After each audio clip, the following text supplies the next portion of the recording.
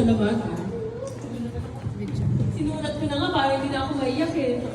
Sila ang dahilan kaya ang bawat isa sa amin ay matagumpay sa bawat larangan na aming pinasukan at sa buhay na aming tinatahak.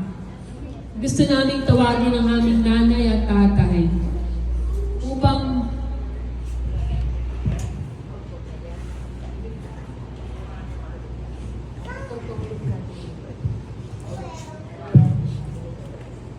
igawad ang sa tingin ko ay pinakamataas na karangalang pwedeng igawad ng mga anak sa kanilang mga magulang. Maraming salamat po, nanay at tatay, sa pagmamahal, pag-aaruga, simula pa nung kami ay bata pa, hanggang ngayon na kami ay may edad na rin at may sarili-sarili ng mga pamilya. Hindi matatawaran ang sakripisyo na inyong ginawa para makamit namin lahat ang meron kami ngayon. Para sa dakilang ina, nanay.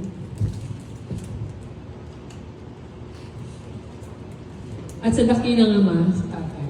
Mahal na mahal po namin.